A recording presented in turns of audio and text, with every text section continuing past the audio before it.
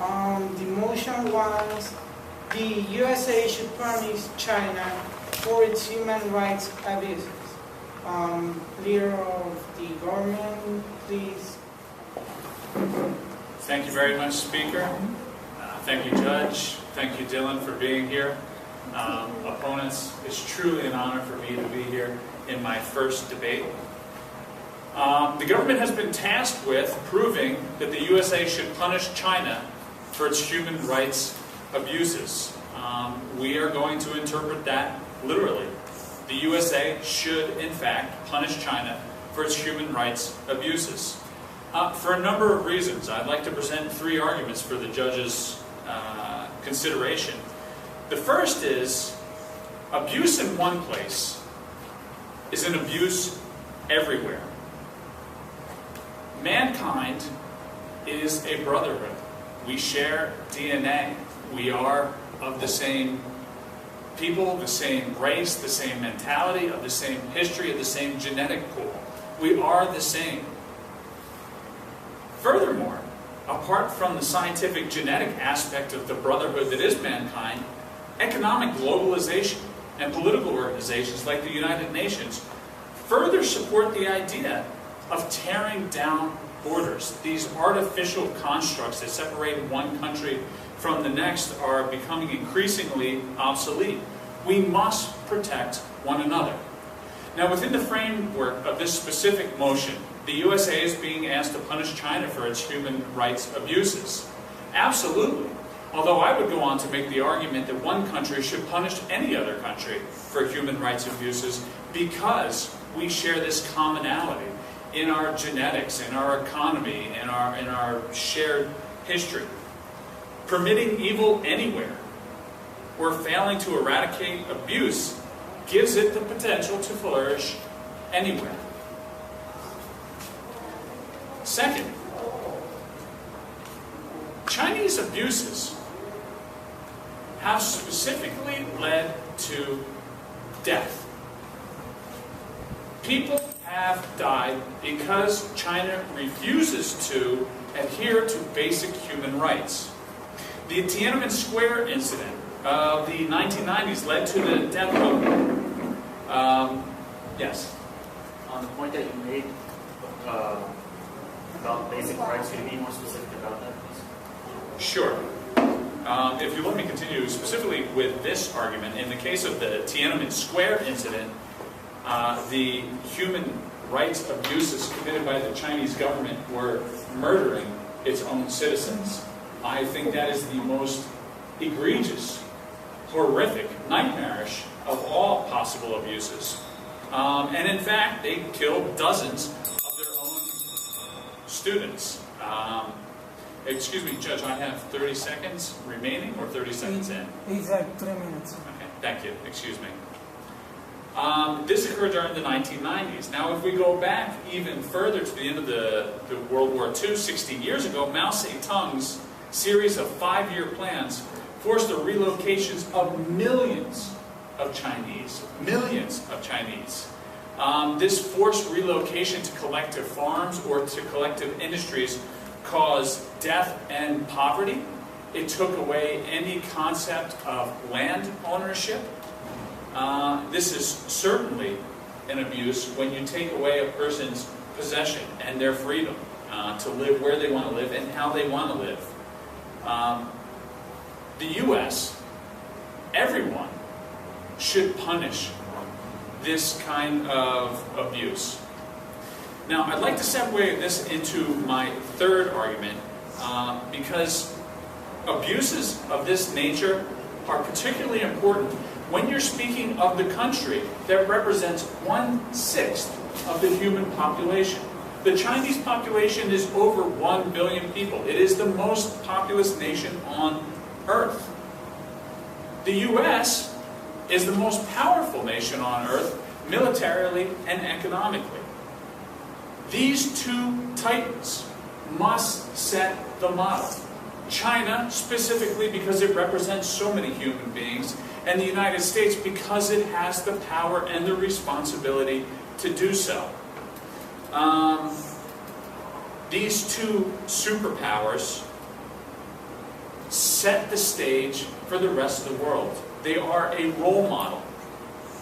If the U.S. and China are to foster a sense of human progress, their sheer numbers and the U.S.'s potential might is obligated to be geared towards safeguarding basic human rights. And to clarify, it's a final comment, basic human rights, we say, and we understand that China defines them differently than the United States. However, basic human rights, I'd like to set the framework as the right to freedom. You have about 5 minutes and 30 seconds. The right to life. Thanks, Judge. No? The right to freedom and the right to life. We think those are the least arguable, most obvious human rights. Your time has passed. Thanks. Okay. Okay, so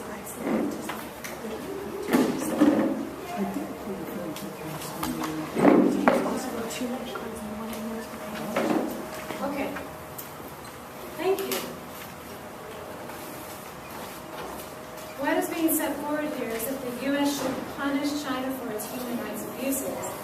We are not disputing whether China's human rights abuses are terrible and horrible, nor are we talking about what freedoms actually are.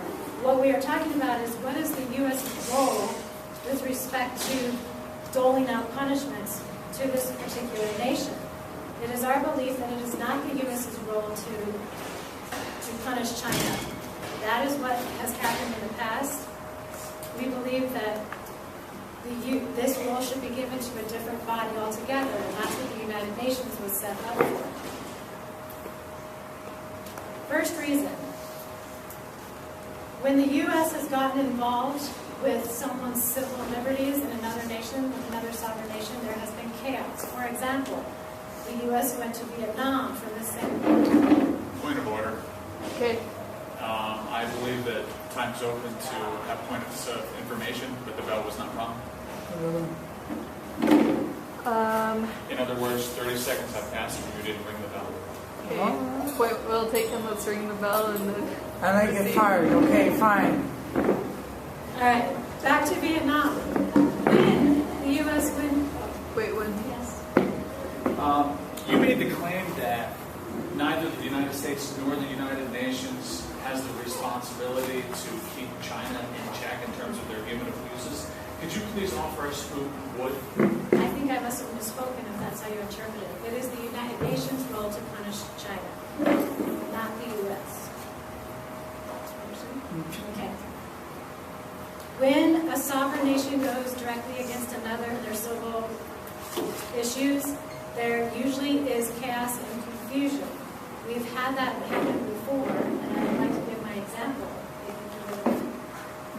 My example is that in Vietnam, when the U.S. went over there to try to get the clear-cut person or group of people to secure the rights of those people, it became a long and battle war, and the people of that region did not believe in the U.S.'s moral high ground motive to help the oppressed of that country, or those who are having their freedoms taken away. I can now attention your input. Yes. As you know, China has veto as part of a member of the Permanent Council of the United Nations, therefore they can veto all measures. How do you see the United Nations being able to deal with China if they hold this power? One vote, to my understanding, one vote on the Security Council does not mean that NATO is not going to take an action.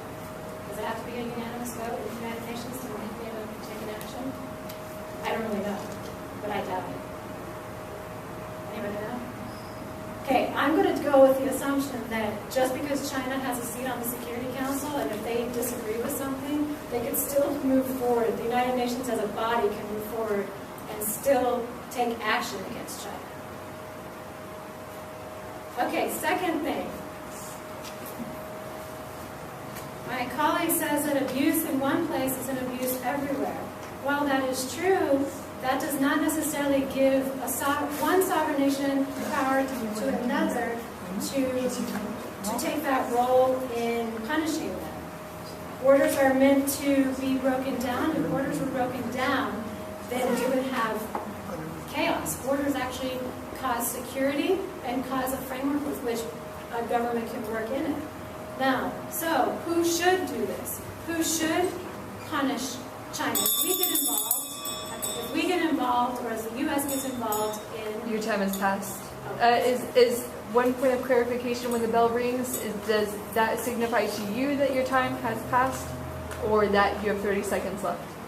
The speaker has protected time, the first 30 seconds and the last 30 seconds. That's what the bell signifies. Okay. The bell does not signify the end of speaking time. Okay, we apologize for that mess So I up. have 30 seconds? No, your time is actually passed. We just interpret that to mean that we ring the bell. Ringing the bell signifies that it's over. Sorry, that was It's already an article.